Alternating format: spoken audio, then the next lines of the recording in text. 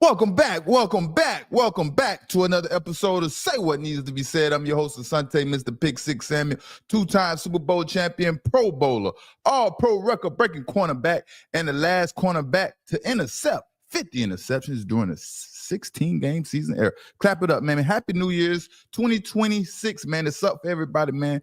Blessings to everyone, man. I hope y'all had a fine weekend, a fine day, all that good stuff, man. And yeah, man, tonight, man, we're gonna get into these games, man. San Francisco versus Seattle Seahawks, Tampa Bay Buccaneers versus the Panthers. And we have to talk about Cam Newton, man. As we know, I've gone viral, man. You know me tweeting, doing my thing on Twitter, also known as X, you know what I mean? Formerly known as Twitter, whatever, however you would need to say it. Also, man, we're going to get into some Sauce Gardner and some Trayvon Diggs and the Dallas Cowboys. What is going on with them? And so on and so forth. But, man, yeah. Defense, man. That's all I can say, man. This weekend between these teams going on, that was fighting this weekend, competing, going at it. They were going at it, man. And it's playoff time, man. And who team's going to show up? Offense wins games. Defense wins championships. And this is a battle of defense. Both games, man. Hard-fought games. Defense played well on both sides of the ball. But who will end up making the plays to change the trajectory of each of these games, man? And that was the difference in tonight's game, man. Physical run play, man. Woo! They were physical. Seattle Seahawks, man. Can't believe they baptized the San Francisco 49ers like that. Wow, I can't believe it, man. I can't believe it. The Seattle Seahawks beat the San Francisco 49ers 13-3. Man, total yards for the Seattle Seahawks are depressing. Not for the Seattle Seahawks, friends. I know, man. I know it's a good day for everybody out there in Seattle. Got your first round bye. Looking good, man. And that's the best way to get to the Super Bowl. Get that first round bye, man. Only have to win 2 games, man. I've been a part of that so many times, man. Or not so many times, but a couple times, few times, just to win 2 games. You do all this hard work, and all you need is 2 games to get to the Super Bowl. It's a wonderful feeling, man. 361 yards, total offense. Third down, man, 6 of 13. They were pretty awesome in the first half. Second half, the game got a little more competitive, man, for the Seattle Seahawks. Fourth down. Went forward and fourth down on the first drive of the game. And we're going to talk about that. I didn't really like that call, man. And you don't want to make those mistakes moving forward, moving ahead into the playoffs. Got to think wisely. Got to be more careful. Oh, man, the San Francisco 49ers, 173 yards, total offense. What happened to the San Francisco 49ers? Third down, 2 for 9 on third down. Man, Seattle Seahawks dominated, man. 2 of 9 on third down. And over 2 on fourth down. As we know, San Francisco 49ers in a deal pickle at this pretty much the whole game, the entire game, it was in the deal pickle. But when they needed to go for it on fourth down, man, they couldn't convert.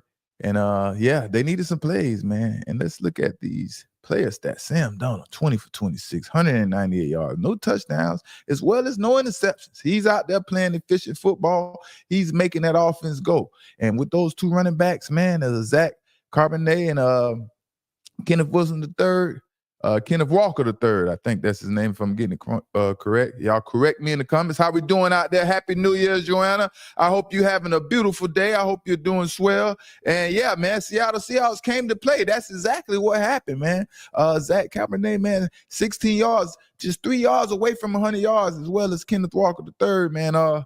He had 70 or 80 yards, something like that, man. But yeah, man, They played a physical game today, man, and they was the more physical, more dominant team tonight, and that's why the Seattle Seahawks beat the San Francisco 49ers. Unlike the first game of the season when the San Francisco 49ers came out with the victory, and they were both close games, man. So you can see that these two teams, they know each other well.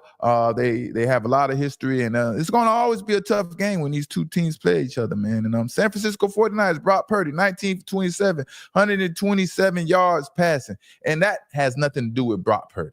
Has nothing to do with Brock Purdy. Brock Purdy played as hard as he can and did what he did. That one interception, which was, is everybody's fault. It's a team effort. That one interception was the costly mistake of this game. The San Francisco 49ers was finally fighting hard, finally trying to get back, going and get in the scoring range and get some points on the board. then, man, game of inches. A little tip pass. Screwed up the eyesight of Christian McCaffrey or whoever the receiver was on that play. Can't catch the ball cleanly, and it goes back to the Seattle Seahawks.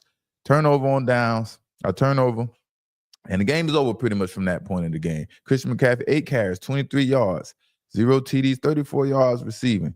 And usually when these two are together out there on the football field, they're usually connecting and making history, man, and making things look easy. But, man, Seattle Seahawks had a different plan, had a different agenda. And Juwan Jennings, 4 receptions, 35 yards, 35 yards. So what do we have here, man? What would we have here? Seattle Seahawks came to play, man, just like Joanna mentioned in the chat. That's as simple as that, man. And San Francisco couldn't compete with the Seattle Seahawks tonight. That's what it was. They couldn't compete tonight. Seattle was the more physical, more prepared team for tonight's battle. Seattle Seahawks understood what was on the line. Get that first round bye. It was on the line. And we have to, hey, we need to succeed, man. No matter what. This game is just as important as the freaking playoffs, right? Right? You know? And the first half was dominated, totally dominated by the Seattle Seahawks, man. The Seattle Seahawks defense just straight dominated this game, right? And as well as the Seattle Seahawks offense. You know, this game came down to who can possess the football the longest, who can keep the football on the offense hands, and drive the ball down their throat. And that's what Seattle Seahawks did, man. You know, Brock Purdy, on the other hand, he was under duress.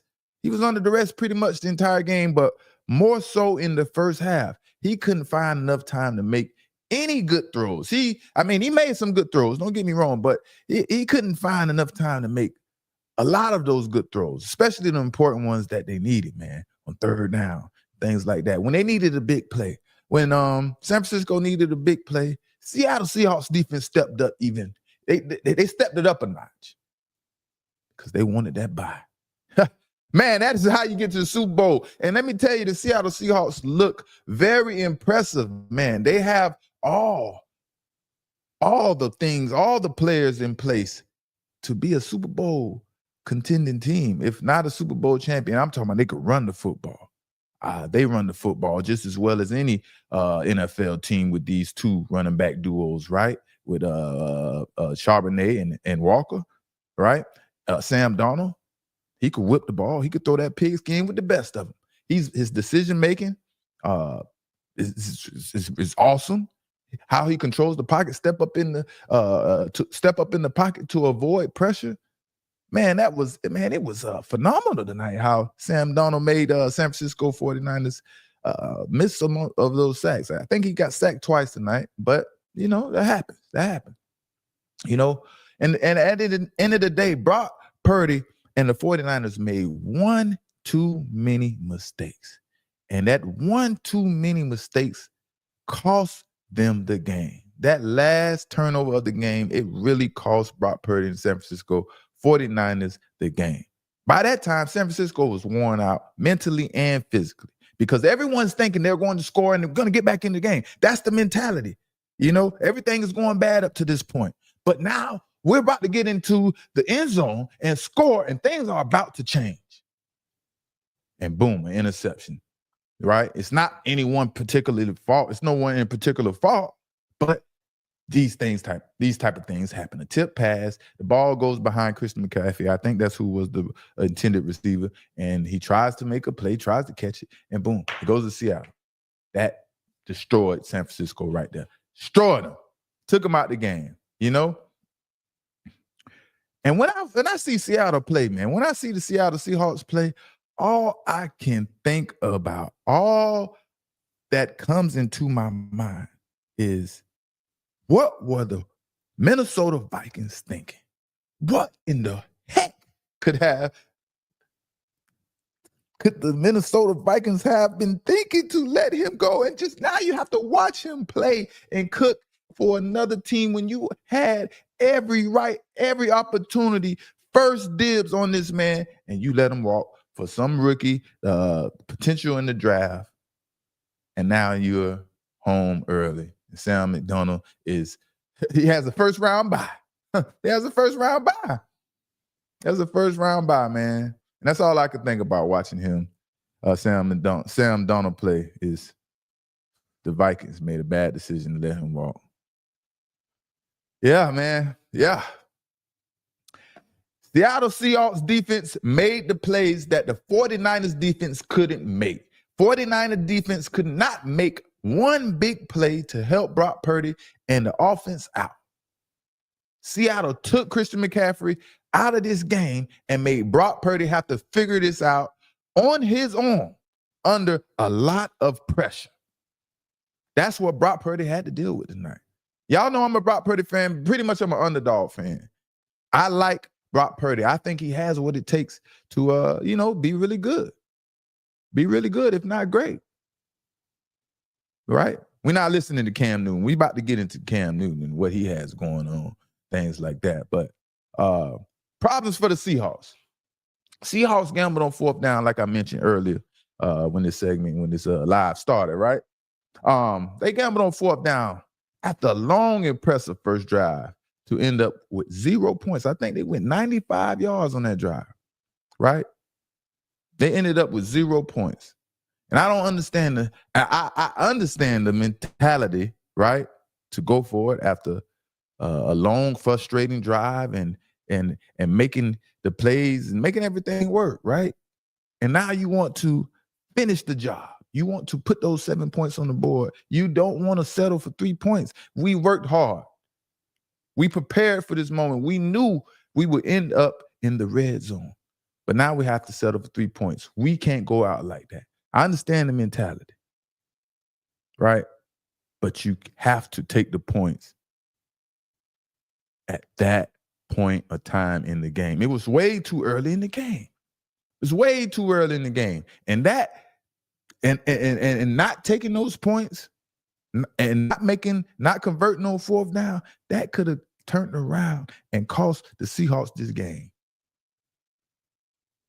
But at the end of the day, the Seahawks were victorious, and Brock Purdy and the 49ers wasn't, man. So all that doesn't matter. They went for it on fourth down. They didn't get it, but they still won. And Brock Purdy and the 49ers couldn't win. But Brock Purdy, man, he's developing into a really, really good quarterback, man. He really is, man. I'm really impressed from the development of Brock Purdy, from where he's come from to where he's at now. And Kyle Shanahan is doing a great job for the San Francisco 49ers and Brock Purdy, man. How Brock Purdy uses his leg is so underrated. So underrated. Yes, it's so underrated. So underrated, man. But yeah, man, let's get into the next segment. I hope y'all having a great time, man. And I'm feeling myself, man. I'm feeling great, man. And yeah, we're gonna be here tomorrow. We're gonna be here Monday, man. And I had to take a little break, man. My babies was home for the Christmas holidays, University of Florida. So I got a little distracted, man, hanging out and things like that. So, man, y'all just bear with me, man. Y'all make sure y'all show up every time, though. Y'all make sure y'all show up. Make sure y'all show up. There you go, 2, 3 trees in the building. 2, 3 trees. How you going out there, man? We were just wrapping up this Brock Purdy and the San Francisco 49ers versus Seattle Seahawks, man. And you have anything to add to this right here, man? To this right here, man. I'm Philly, and it's freezing out here. I ain't gonna lie to y'all, man. It's cold in the Northeast right now. Yeah. It's freezing. It's freezing everywhere, man. It's pretty much freezing everywhere, brother, man. So you in Philly right now, huh? Getting ready for the game this weekend? Oh no, I'm going back first thing in the morning. I gotta get back to Florida, man. It's too cold. He done turned into a Florida boy. He done turned into a straight Florida boy, man. But yeah. So yeah, man, you caught right on, man. Right to this next segment, man. We're gonna talk about Cam Newton, man. And y'all don't understand him. Me and Cam Newton, good brother Cam Newton, we got a love-hate relationship. Let's just call it a love-hate relationship, man. And they all tag a friend. Make sure y'all like, comment, and subscribe, man. Y'all let them know we going up, man. And we speaking the truth, we spitting facts, and man, we keeping everything consistent. Just let's say consistent. And we have to make sure the old old timers, the old greats are protected at all times, man. At all times. You stirred it up today. I'm to know you stirred it up today. Listen, I got all these screenshots and like, yo, what's up with the sunset? He out here going crazy. He talking about Cam Newton. I'm like, what you mean? Like, that's what he's saying. Tune in tonight. Yeah. You'll see what he got to say. Yeah, let's talk. Let's tune in. So let's talk about it real quick, right? Let's talk about it real quick, okay? So right here, man, right? I said, let me address this Cam Newton situation, right? This little tweet is going viral, right? And in the clip, it says, honestly, Cam Newton wasn't a game changer. He was just a big guy that can run the football. Not much talent in that. That's what I tweeted on X, and it went up, got a lot of attention. Some people agreed, some people didn't, right? And first of all, let me make sure I make everyone understand. I do not have any beef with Mr. Cam Newton. Everything I do comes from a competitive spirit, right? People like to take it in different ways. It has nothing to do but competition, comparisons, and things of that nature, right? Now, for me, this is simply a debate. Cam was a beast and hard to stop. It's no denying that. Cam was a beast. There's no denying that.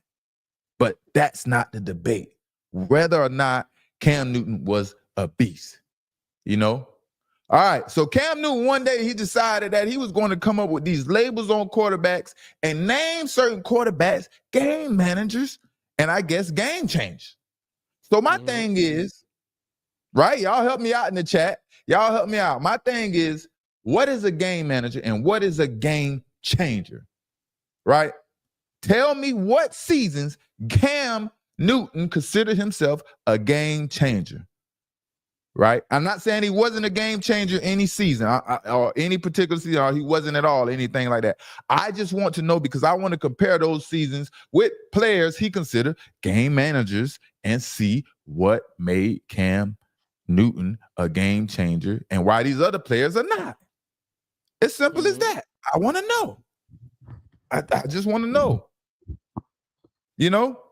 And you started the pot today. I mean, I know you seen all the comments, all the little mentions and everything. People was coming at you. They had all the different perspectives. They was telling you. Some good, some bad. And most of us colored folks, man, we like to make it a white and black thing. It don't have nothing to do with white and black for me, man. I love our brothers. I love our black quarterbacks, right? Yes, I understand it was hard for us to get to the point where we can be quarterbacks in the NFL and things like that. But that's not what it's about for me. That's for another subject, another situation, right? I understand. Yes, they had all type of perspectives and things like that, right? Now, everyone has to understand. Just understand. Cam Newton made this statement, and I'm just reacting to what Cam Newton said. That's all that is going on. If Cam Newton never makes these statements, I would never be reacting. This would never be a thing. So just understand. I'm just reacting. So let's take Cam Newton best 2 seasons and compare it to the game managers he named, right? Y'all do that for me in the chat. Let's take Cam Newton best 2 seasons and compare it to some of these game managers he named, right? Y'all do that for me and get back to me, right? But for Cam, you talking about the MVP? You talking about the MVP, Cam? MVP Cam Newton. I want to know the best 2 seasons Cam Newton had, whether it was the MVP season or not, right? You know what I mean? Because at the end of the day, I want Cam to give us the criteria of a game manager and a game changer, right? Was Cam Newton a game manager or a game changer? Or was he both a game manager and a game changer? Some of these quarterbacks are game changers and game managers. They're not just in one category as Cam Newton is trying to label. You know what I mean? Because am I missing something? Y'all let me know out there in the world. Am I missing something? I've been in the NFL. I played against Cam Newton. I played against Aaron Rodgers. I played against a slew of quarterbacks, right? So y'all let me know if I'm missing something. When did Cam Newton change the game? Because that's what everyone is attacking me with. Everyone thinks Cam Newton changed the game, man. If I'm wrong, please correct me because I like to learn and I don't want to speak wrong. right? So if Cam Newton changed the game, understand this, you have Randall Cunningham. You have players like Warren Moon. You have players like Steve Young, Michael Vick, Donovan McNabb. All these players were dual threats. You know, some might have passed the ball more than they rushed. Some may have rushed the ball more than they passed, but they were both all dual threats. Steve Young, I think he rushed for like 500 yards or something like that. His most yards rushing in his career, right? And Steve Young, he was a consistent runner and a phenomenal passer. What separates Donovan McNabb and Cam Newton? Donovan McNabb rushed for 600 some yards in one season. That was the most he rushed for in one season. 600 some yards. I think Cam Newton rushed for 700 some yards. What is the difference? Please, somebody help me. Please. Yeah, Michael Vick was the first real rushing quarterback. Michael Vick was the first real rushing quarterback. For sure. So when did Cam Newton change the game? Talk to me, Dries. I mean, I saw you put Jake Delhomme comparison, like Jake Delhomme was the better Carolina quarterback. I mean, the people in Carolina act like Jake Delhomme did not do anything. He didn't take him to the Super Bowl. He never he played against him in the Super Bowl, right? I played against Jake Delhomme in the Super Bowl. So when people say Cam Newton changed the Panthers franchise, he took him to the Super Bowl, I'm like, what is going on here? Jake Delhomme, I played against him in the Super Bowl. The Panthers went to the Super Bowl before Cam Newton came around. Mm-hmm. So what am I missing? I mean, I can never let. I think the swag, it's a swag, like Cam swag, like you know what I mean, his little Superman little jump when he did every time he get the first down. I think that like that's great. That's great. It's beautiful. It's wonderful. You went out. Come back. Yeah, man. It's like, it's great. That's beautiful. It's swag. You know, him being Superman and things like that. All that is great. That's wonderful. I'm down with that, man. I have no issue with like that. You know, that's cool. That's great. But at the end of the day, we want to see what you have done. What have you done statistically on the field? And we need to compare this with other players. That's all this is about. Like I said, I like to learn. Y'all help me out. You know, I just don't understand where Cam is coming from.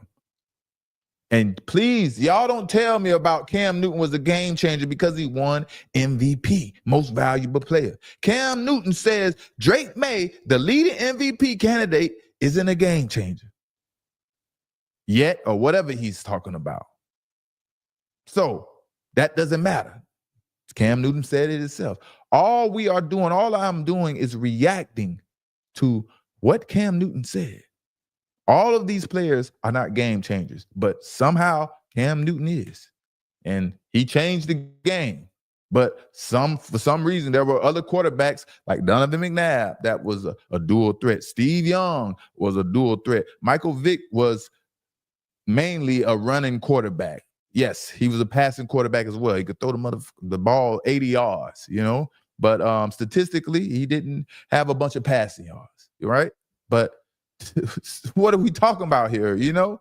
Please help me understand, right? It's like I couldn't take it anymore.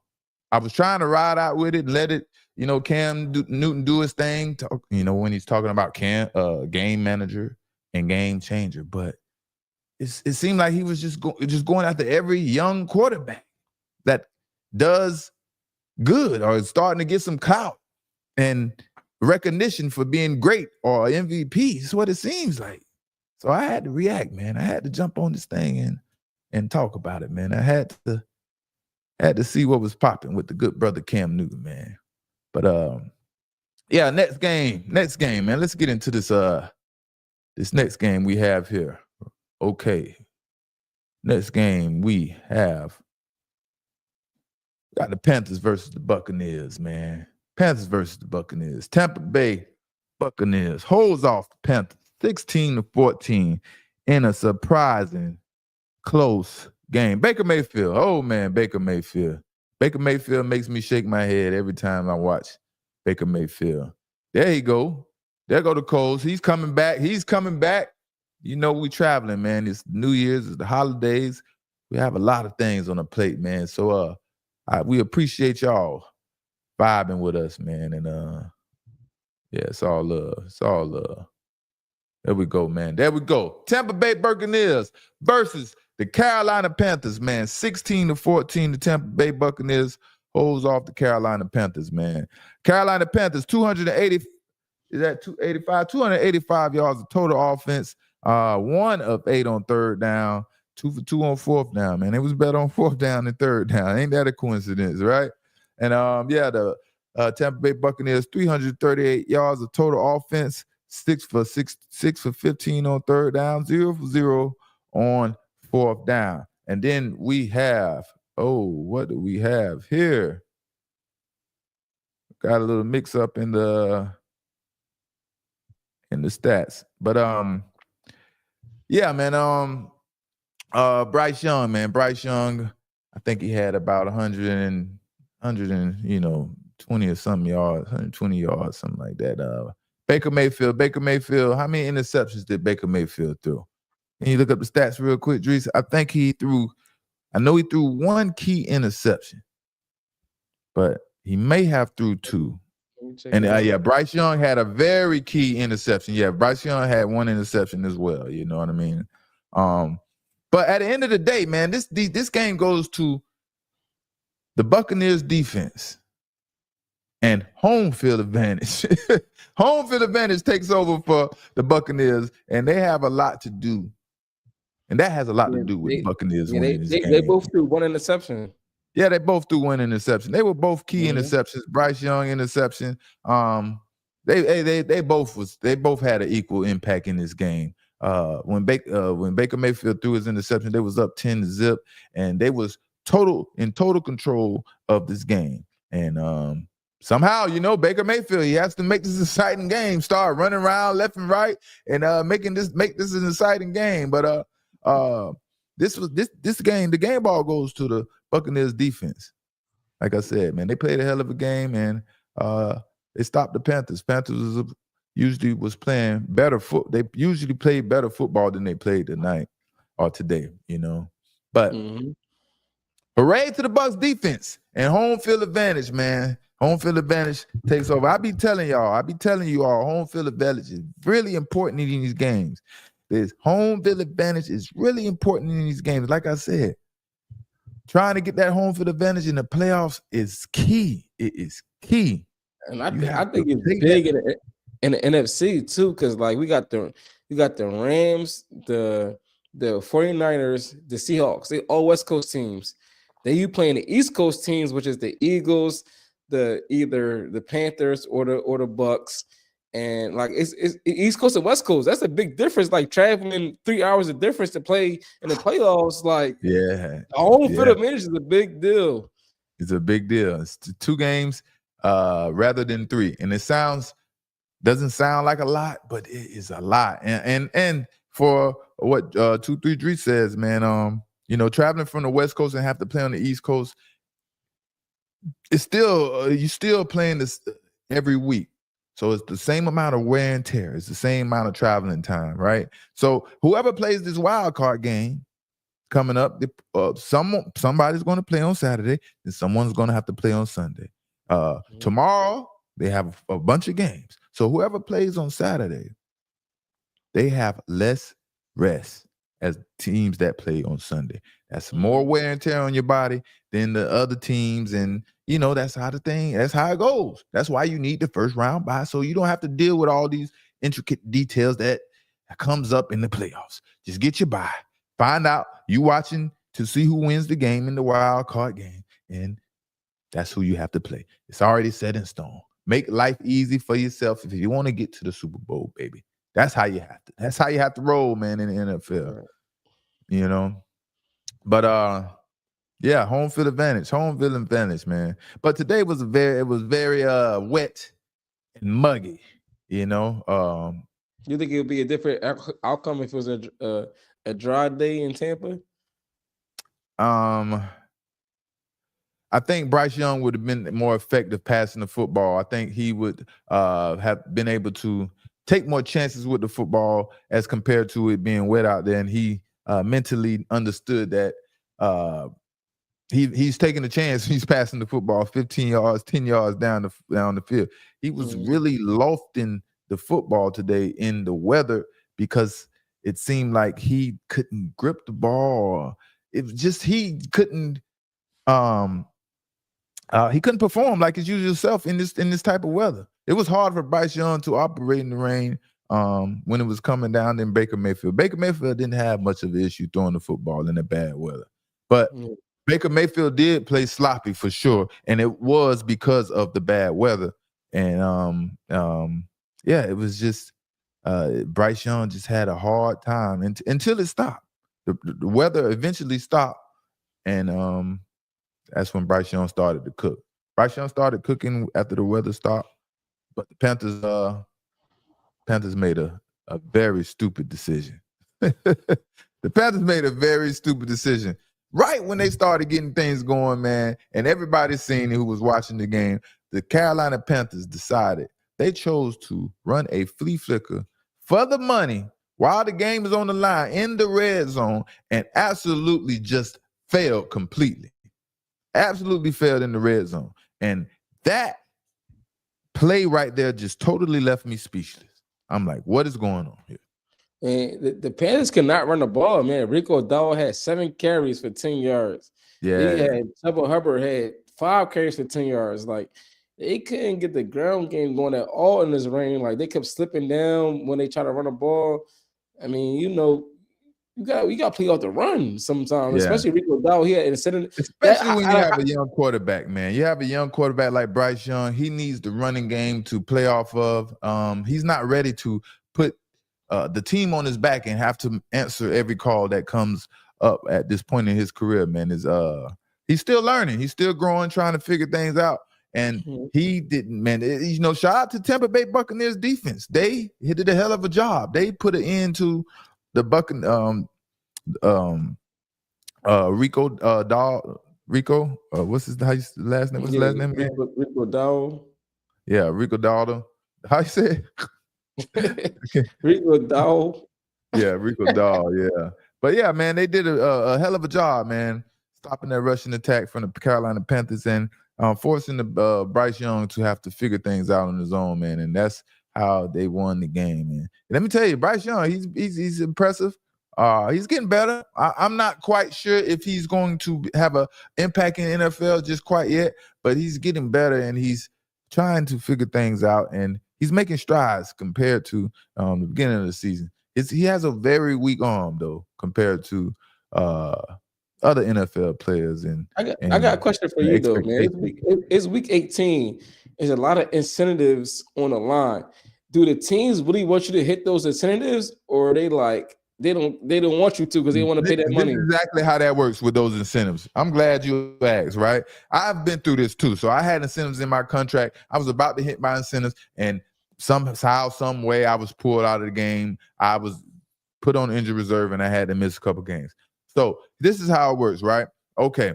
Say for instance, if I play 70% of the defensive snaps, I'm able to collect a $250,000 bonus or something and so forth, something like that. By the time it's the last 2-3 games of the season, these general managers and the guys that's responsible for the numbers and money and things like that, they can see your percentages based on the plays and they can add it up and, find out if you're about to hit your percentage. And if they need to hold you out from the game, they can hold you out and so on and so forth.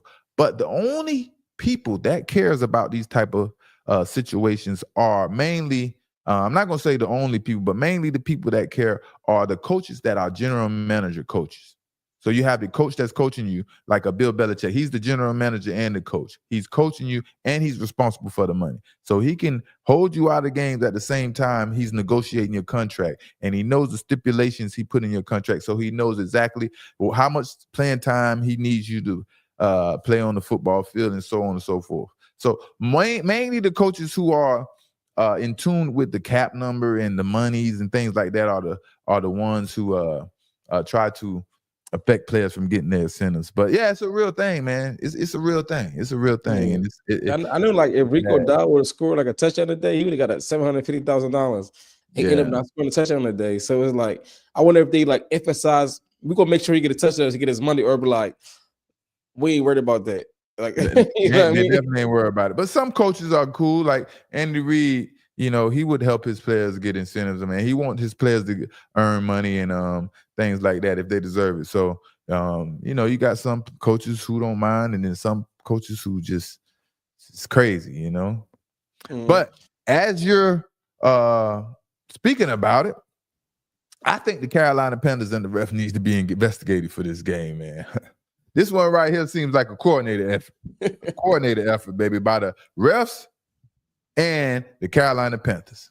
Because why in the name of Jesus would the Carolina Panthers decide to run a flea flicker in the red zone after finally getting the offense going?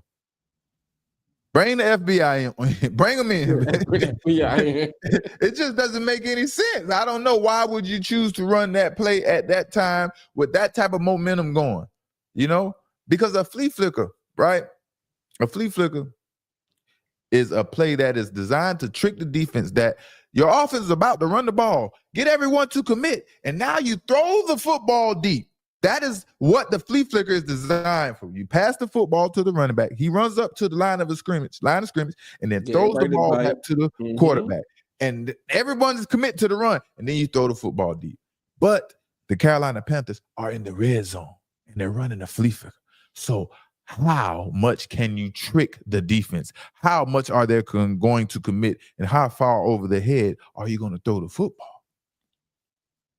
Please tell me the plan was to run a trick play. Wasn't the plan? The plan wasn't to run a trick play and complete a 5 or 10 yard pass. Please tell me that wasn't the case. I know they wasn't running the trick play only to complete a 5 or 10 yard pass, you know. And it's like even coaches panic under pressure sometimes. It's not only the players. Coaches, everyone associated. You have something to responsibility in this game, and the pressure is on. You're panic. You're panic. You know? But at the end of the day, there just wasn't enough room to run a flea flicker. That had to be a play that coach worked on. He was so stubborn and fixated on this play that he just had to run it. And get it off his mind and off his plate. That, you know, some people just have those attachments in life and habits that they get so caught up on one thing, they don't know how to let it go. And that's what it seemed like. He forced that play to be ran, the flea flicker that was so unnecessary, didn't make any sense. The concept of the play didn't fit the situation, and it was just bad football all around. You know what I mean? And then yeah, just couldn't understand. Can't understand what was the point of that. And then he got the bogus offensive pass interference call on Tech McMillan. You know, that was obvious. That was obvious something was going on. The refs was down with the 411 on this one. You know? It's like the preciseness of these calls when they are made just be too much of a coincidence. Man, early in the game, the call I hate was the taunting call. I hate the taunting call. Exactly. Like who is the flag supposed to be called on? Like at that time, like, you know what I mean? The guy got his helmet coming off, the other one doesn't. Like, oh man, it's tough out there, man. It's tough out there for these players, man. And then Todd Bowles, man. And Todd Bowles and Baker Mayfield, they have a love-hate relationship as well, because Todd Bowles wasn't confident enough in Baker Mayfield heading into halftime after he elected to play it safe and settle for a field goal. After the Tampa Bay Buccaneers, Jacob Parrish just picked off Bryce Young and made a game-changing play. It was a 2-minute drill, somewhere close to 2 minutes left in the game.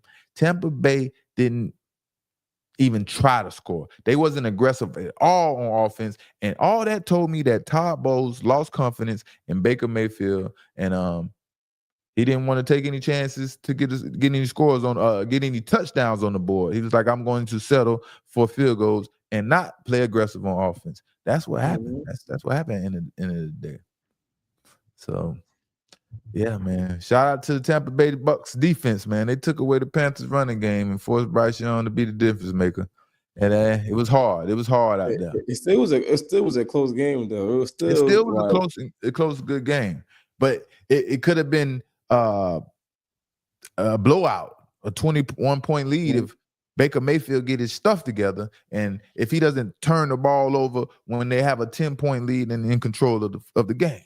You see what I'm saying? So, you know, but yeah, it's that flea flicker, man. It really is bothering me. It's like, why do you decide to get cute at this time, this point in the game, and screw the game up? Yeah, that play was the turning point of this game, and that was the reason the Panthers are not the NFC South champions right now. You have to depend on the Atlanta Falcons and the New Orleans Saints to win, and you was in control of your own destiny, man. What you gonna say? No, I was gonna say. I mean, it's week 18. You had your Super Bowl predictions at like week 2. How you feeling about your Super Bowl predictions at week 18? It's crazy. Like this whole Super Bowl about so fast. I can't believe it. I can't believe it's week 18 already. It's crazy. I can't lie to you, right? I can't lie to you. I'm not as confident as I was in the beginning of the season. After, you know, a lot of football has been played, I was a little more confident in the beginning of the season in Philadelphia Eagles and Los Angeles Chargers. I'm not too sure. I don't know, man, if the Philadelphia Eagles can pull it off in the NFC. It's going to be really tough, as well as the Los Angeles Chargers, man. I think the Los Angeles Chargers is going to be tough for them to pull it off in the AFC, you know, when they have to play against Denver Broncos and as well as the New England Patriots, whoever they have to play against. It's going to be tough, man. It's that time of the year. This football is exciting, man. We're going to see. You know, another one of your tweets? What's another one? The Cowboys tweets. Come on, man. I forgot about that. Your Cowboy tweet. Everybody send me that. I'm trying to tell you, like, when you tweet, people send me all that stuff. I'm like, they're like, you ain't tell me that Sante said Cowboys gonna win the Super Bowl next year. All right, bro. Get the Cowboy tweet. You can't see the sarcasm in my tweets. Like, bro, I'm saying after they cut Trayvon Diggs, they're going to win the Super Bowl next year. I'm being sarcastic, like, bro, like, y'all catch on, like, I'm rage baiting. Ain't in the new term, I'm rage baiting. Like, come on, man. Like, that was crazy rage baiting. So many people send me that tweet, like, yeah, Sante said Cowboys go to the Super Bowl. I'm like, come on. I'm like, tune into the podcast to see see what he's really saying. Yes, yes. We're going to talk about this, you know, when we get to that segment. But right now, man, we're going to move on, and we're going to get into a little Sauce Gardner, man. We have to talk about Mr. Sauce Gardner himself, man, and what he has going on. Mr. Sauce Gardner. Sauce Gardner feels like he isn't receiving credit he deserves, and he wants to be recognized as one of the top dogs at the position. We all know that. We all want to be recognized as the top dogs at the position, but only some of us produce to the level that you need to be to consider a top dog at the position. You know, some people talk it, some people walk it, some people walk it, and some people talk it at the same time. You know what I mean? So, but the media, you know, the media got away with hyping players up in the past without any production to match, you know, the hype that was going on before, you know, we started this platform and say what needs to be said. But they ain't getting away with it no more. You know, they ain't getting away with that nonsense anymore unless nobody's out there making plays, and they don't have a choice but to just pick someone, put a bunch of players in a hat and pick a player, and then there you go.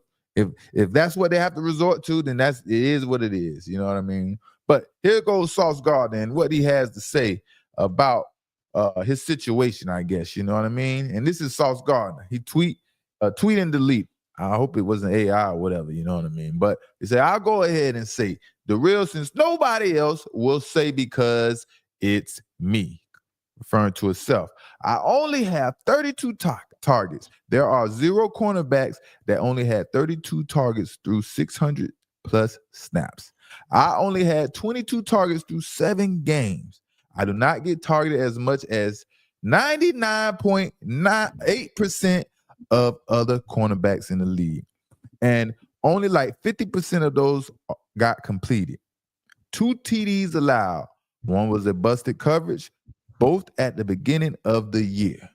Only 208 yards allowed all season, all year. Some receivers go for 100 plus in one game. Am I missing something? Sauce Gardner asks. Also, in my opinion, having a cornerback that takes away half the field is equivalent to having a nice quarterback. Sauce Gardner, where are the interceptions? Where are the interceptions, Sauce? That's what we want to hear. That's what we need to see. Where are the interceptions? Your offense needs the football back. The offense needs the football back. So Sauce has to understand there are other opportunities to make plays in a 4-hour NFL game besides the ball coming directly to him. Just go make a play, and there will be nothing to debate or argue about. I can promise you that. Yeah, I feel like Sauce making a lot of excuses. When he was on the Jets, he was like, I keep getting called for pass interference because I'm on a sorry team. My team not winning, so I'm getting called for penalties. And then he got onto the good team, and then he's making different excuses. It's like, when is this going to stop? When the performer is going to show up? Exactly. Just go make plays, man. That's all you have to do, man. But did you see that? Sauce said he takes away half the field. That's compared to having a nice quarterback. Sauce is starting to act delusional if he thinks he takes away half the field. And man, some of these young players need to do their research before they start talking and feeling good about themselves. And Sauce needs to do his research and see what taking away half the field actually looks like. If he wants to see what half the field looks like, taking away half the field looks like, you know. And let me make this clear. Let me make this clear to everyone. Let me make this clear so there is no confusion. A cornerback's job is to stop the receiver from catching the football. That's your job. That's what you're brought on the team to do. That's the entire point of playing cornerback. Was it 2 first rounds to get them? Yes, 2 first rounders. The entire point of playing cornerback to prevent the intended targets from catching passes. Now, if you want to be considered exceptional or elite and separate yourself, then you go get the football. It's simple as that. Mm-hmm. Drees, just imagine when the time comes, whenever it happens, Sauce Gardner has a year where he intercepts 6 or 7 passes in a season. Can you imagine the hype and recognition he will receive after a season like that? Mm-hmm. I mean, we heard him. He's like, the only reason he not getting the respect because he on the Jets. He getting the calls against him because he on the Jets. He went to a winning team, and we see no different. We see the same exact thing we saw on the Jets. Those are the excuses you're referring to. I'm sure of it, right? Those are I mean, I was defending for a while until like we had this conversation. We talked about it. Yeah, we talked about it. Like we sometimes you gotta talk things out. You gotta talk things out and recognize what's really going on. Yeah, man. Sometimes you gotta talk things out because a lot of people have different perspectives, you know, of things, and might have to get the vision a little. You know, tighten it up a little bit, look straight forward instead of looking left and right sometimes, you know.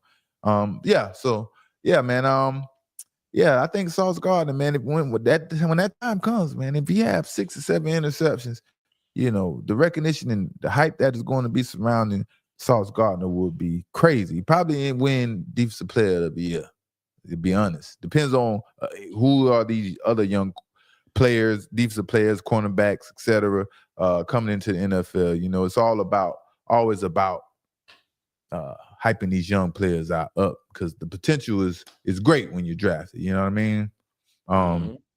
But Sauce had that he had the biggest hype train behind him in New York with the New York media. But I'm not sure if he's going to garner that same attention he did in New York now that he's playing for the Colts. But we'll see, man. We'll have to wait and see next season if that hype is still surrounding Sauce Gardner. If he balls out and he plays elite football, that attention will definitely find him. So at the end of the day, go find the football. You're on you had a better organization now. You're not with the Jets. You can't complain no more. You know, I don't think Sauce made All Pro. I'm not sure if he made Pro Bowl. He probably did make Pro Bowl, but I'm not sure what accolades he accomplished this season. But at the end of the day, I think Sauce Gardner is in his feelings because he wants to be recognized as one of the top dogs. And that's the difference between me and a lot of people. People want to be recognized and hear the name called. I want to see the stats. You know, I want to see the facts, the factual evidence, you know, and that's what I look for.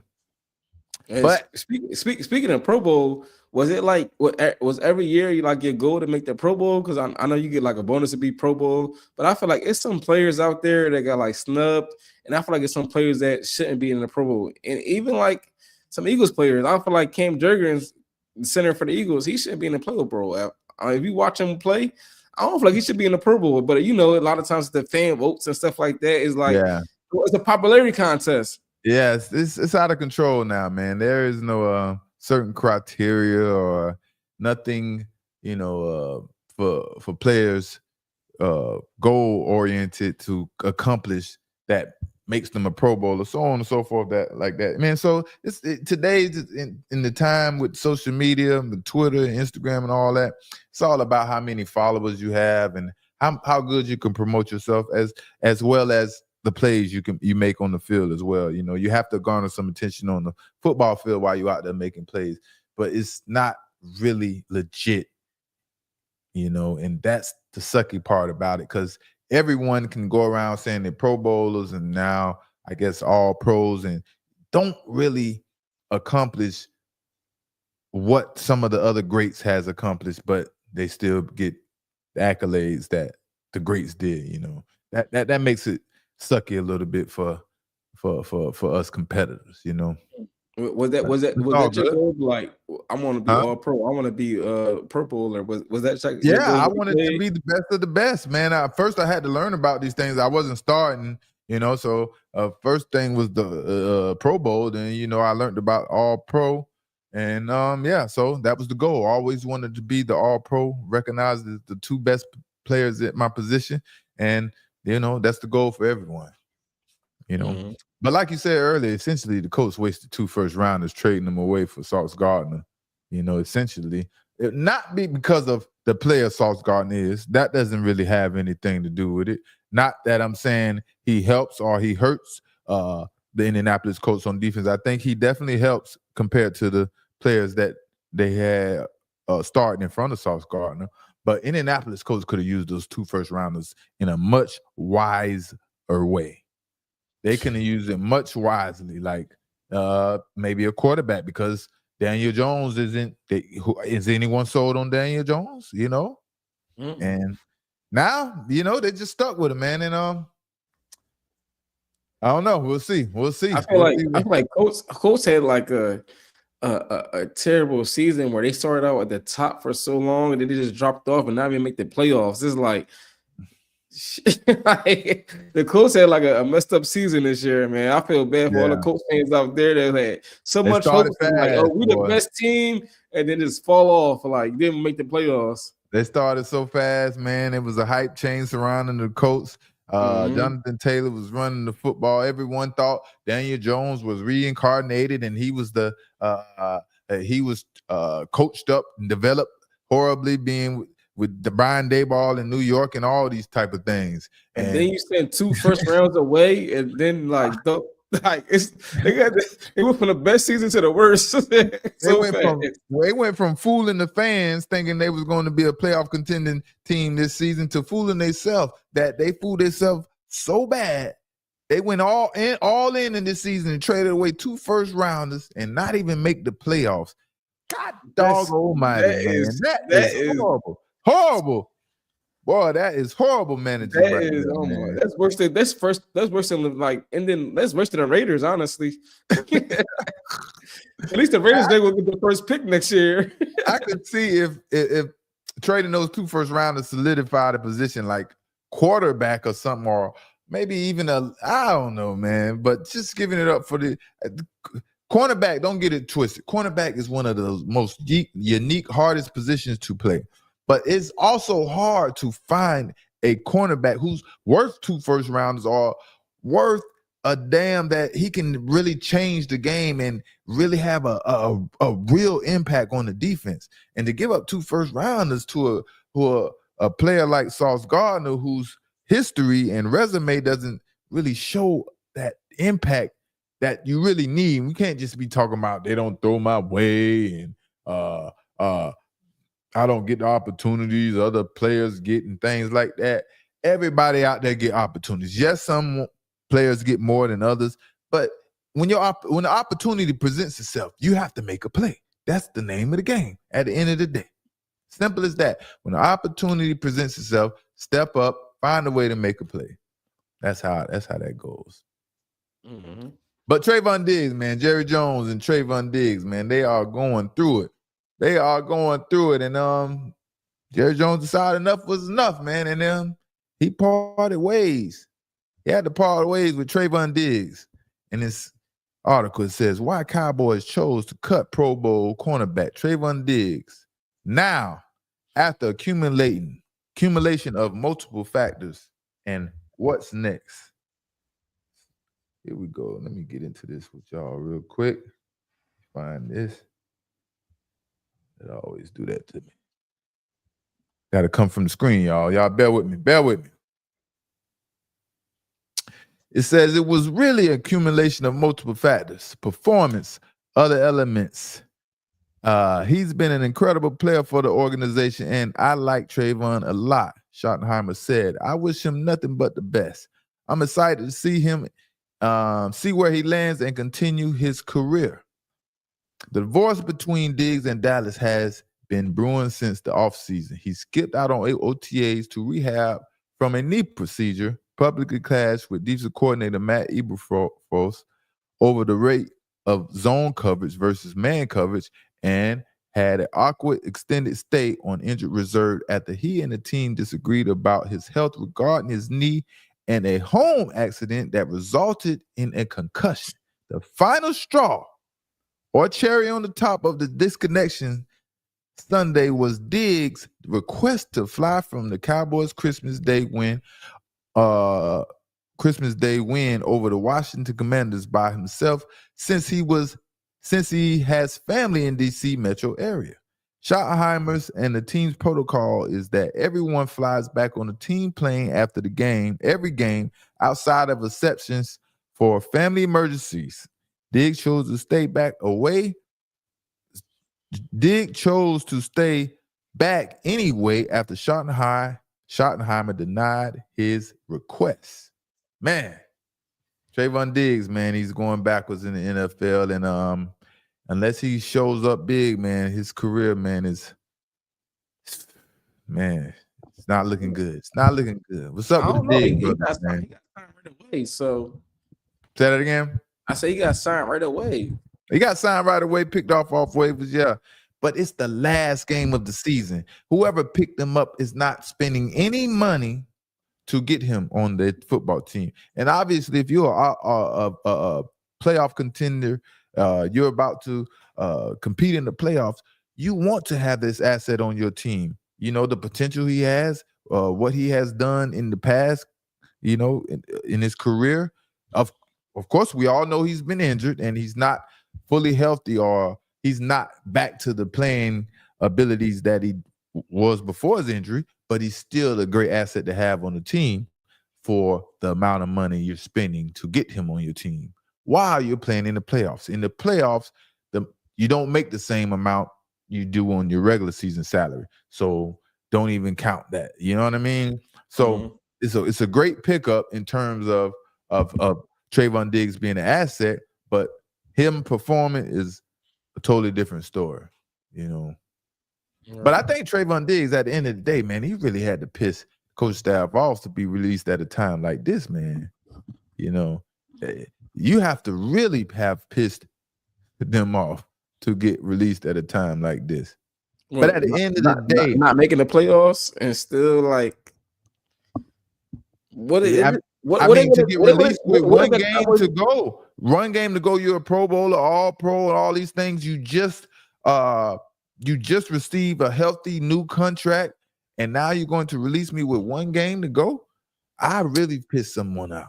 I think it again. I definitely think it been before that, man. Especially like having a concussion from at home. He randomly had a concussion at home. Missed like 2 months of football. Yeah, like it was just like waiting for an excuse to like chances, man. He was really testing the water, man. You know how you want to touch the fire and see if it burn, and it burns you the first time, but it didn't burn hot enough. And that's what Trayvon Diggs, man. It seems like they are. You know, he's the type of player who's going to take chances and see what type of consequences is going to come along with those chances. And he effed around and had to find out, man. But sometimes players like Trayvon, he learns and grows from these situations, and in the end of the day, he'll probably look back at this and regret it. I think they've been with them. I think they've been with them from like probably like 2 months ago. They was done with Trayvon. For sure. They was going to make this decision in the offseason regardless, you know. Right. And the problem, let me tell you, the problem with Dallas Cowboys and Jerry Jones spending all this money everywhere. The team you think going to, you said they might be a Super Bowl next year. Rage, babe. I'm like, yo, why people send me a screenshot, man? Leave me alone. I don't know what's going on. Leave me alone, man.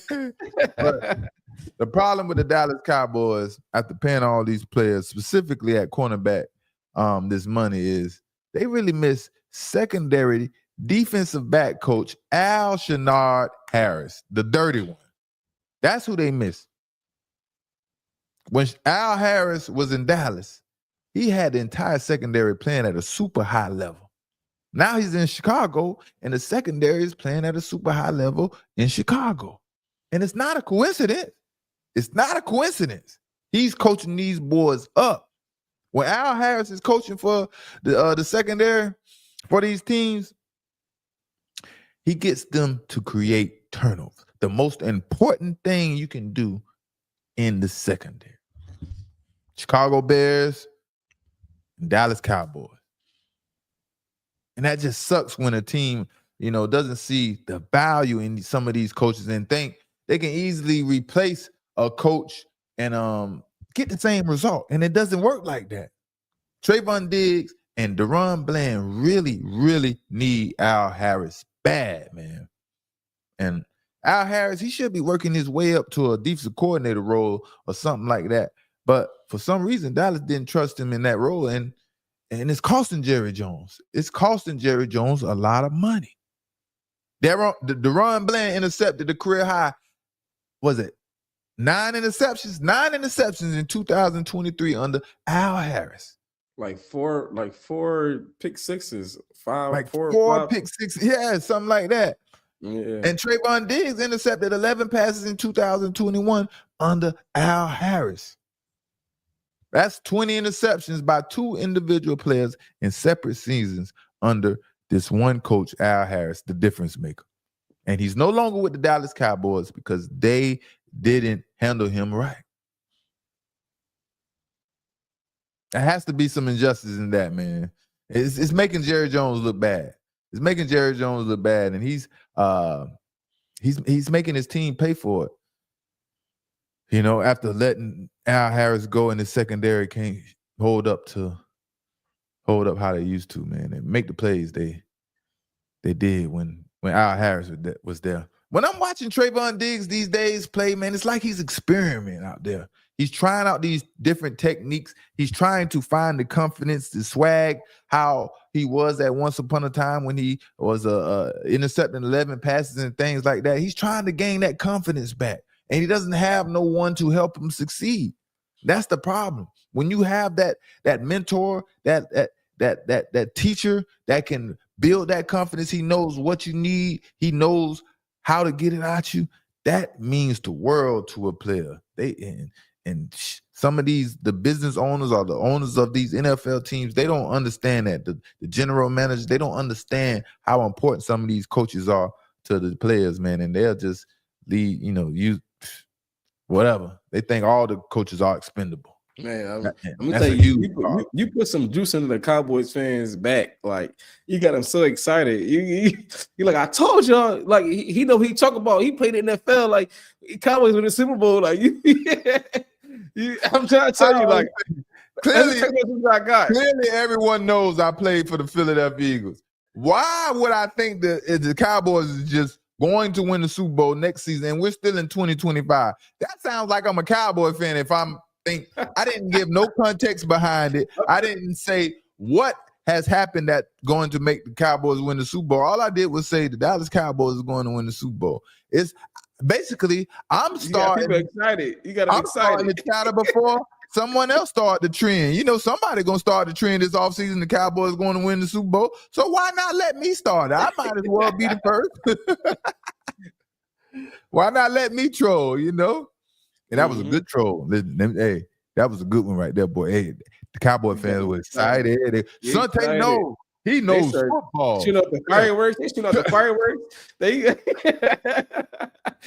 They're like, yeah, I knew it. Bro, I knew it. I didn't, sometimes when you're tweeting, you don't realize a tweet is about to take off like it is. So you're just tweeting and you only have your own perspective of it. And now I look back in my Twitter and I see it's blowing up and going left and right. I'm like, bro, I wasn't for real. Like, what is going on here? They all just taking this and running with it. Like, come on, y'all got to catch on to the sarcasm here, man. But it's all good. Man, so yeah, man, it's Monday Night Vibes, man. Not Monday night. Whoa, Saturday Night Vibes. Got a national college football national championship coming up. Playoffs, man. What do y'all feel about the college football playoffs? Do y'all like Miami? it? The championship in Miami. Yeah, man. Miami look like they're playing the best football. Them in Indiana, man. I got to give it Indiana Hoosiers, man. They look like they are a very well coached football team, man. It's gonna be interesting, man. It's gonna be interesting, but yeah, man. That's all we got for y'all tonight, man. Dre's gonna be back home tomorrow, man. We're going to come up again, man. We're gonna look better. We're gonna have fun. And vacation is over, man. The holidays is over. We got to get back to work, man. We got to get back to work. It's the playoffs. That's crazy. 18 weeks that fast. Like, if football season flew by, it's crazy. Yeah, fast, man. That's how life be flying by fast, man. And that's what the one thing they told me when I got in the NFL, the OGs, is like, man, enjoy it while you're here. This thing is about to go by so fast. And before you know it, I looked up, it was 10 years I was in the NFL and about to be done in the NFL, and it went by fast. So man, I was trying to explain to my lady, like we watched the Hard Knocks and all that stuff. I'm like, you never on the same team twice. Like when you play football, no matter like what, from high school to NFL, like you never on the same team twice. There's always a different team the next year. So like you gotta make it work because make it work. Yeah, man. So all that tells me, man, life is short, man, and time don't wait on no one. So you got to enjoy yourself, man, and enjoy these precious moments you have with your family, your loved ones, and all that good stuff, man. And yeah, man, make sure y'all tune in tomorrow, man. Make sure y'all like, comment, and subscribe. And we get the full picture tomorrow, the full playoff picture. We are going to know what is what, who are playing wild card weekend, who gets the bye in the AFC, and yeah, we're going to know. We're going to know. It's going to be interesting, man, and we're going to see my Super Bowl picks can stand up, man, and make me be right. At least they made the playoffs. At least they made the playoffs, man. I got 2 teams in the playoff that I picked way in the beginning of the season, so I'm off to a good start. But it's your boy Sante, Mr. Pick 6. It's your boy 233. And we're gonna see y'all tomorrow, man. We are